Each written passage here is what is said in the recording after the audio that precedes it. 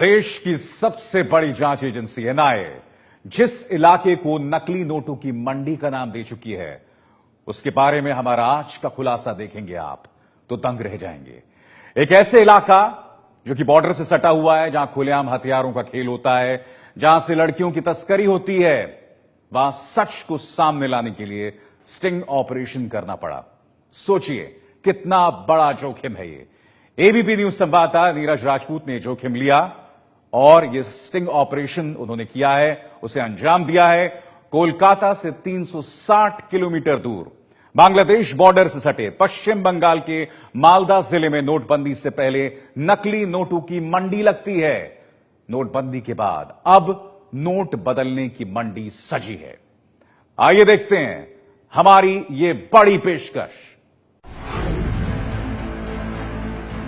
नोटबंदी से पहले पश्चिम बंगाल का मालदा इलाका देश की बड़ी नकली नोटों की मंडी के तौर पर जाना जाता था, लेकिन नोटबंदी के बाद यहां पर नकली नोटों की तस्करी बंद हो गई है।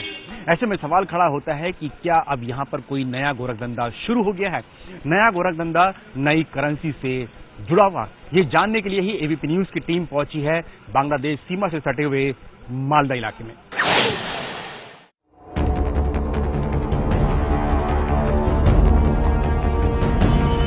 नकली नोटों की सबसे बड़ी मंडी में नकली नोटों के सौदे की तफ्तीश शुरू हुई। दुनिया के सबसे बड़े बॉर्डर भारत बांग्लादेश बॉर्डर से 4000 किलोमीटर लंबे बॉर्डर से ही सटा हुआ है पश्चिम बंगाल का मालदा जिला। 8 नवंबर से पहले मालदा की पहचान नकली नोटों की सबसे बड़ी मंडी की। ये पहचान दी हुई है देश की सबसे बड़ी जांच एजेंसी नेशनल इन्वेस्टिगेशन एजेंसी यानी एनआईए बीएसएफ की। खुफिया रिपोर्ट के मुताबिक बड़ी संख्या में मालदा के लोग बांग्लादेश से आने वाले नकली नोटों की स्मगलिंग में शामिल थे।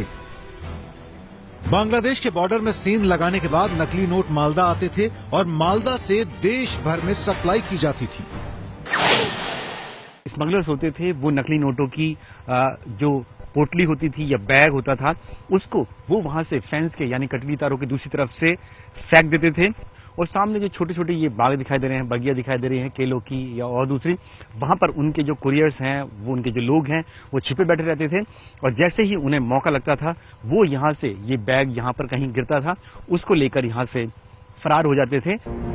8 नवंबर की रात 8 बजे पीएम मोदी के ऐलान ने मालदा में नकली नोटों की मंडी को धराशायी कर दिया।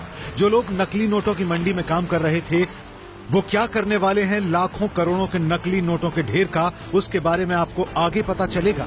अभी तो आपके लिए ये जानना जरूरी है कि नकली नोटों की मंडी के बंद होने के बाद नकली नोटों के सौदागरों ने क्या नया धंधा शुरू किया। एबीपी न्यूज को पता चला कि मालदा में मंडी बंद होने के बाद नोट बदलवाने के संगठित गिरोह ने काम करना शुरू कर दिया। एबीपी न्यूज संवाददाता नीरज राजपूत और कैमरामैन श्यामल जेना नोट बदलवाने के संगठित गिरोह के ठिकाने के खुफिया मिशन पर निकले। नीरज को ये तो भनक लग गई थी कि मालदा में 500,000 के पुराने नोटों को नए नोटों में बदलने का धंधा चल रहा है, लेकिन चुनौती ये थी कि नोटों के सौदागरों तक पहुंचा कैसे जाए। पहुंच भी गए तो देश से गद्दारी का ये सच कैसे कैमरे पर लाया जाए। खैर ढूंढते ढूंढते नीरज राजपूत मालदा और कालियाचक में सही जगह तक, सही लोगों तक पहुंच ही गए, जहां उनका सामना हुआ नोटों के दलालों से। पता चला नोट बदलवाने का फॉर्मूला।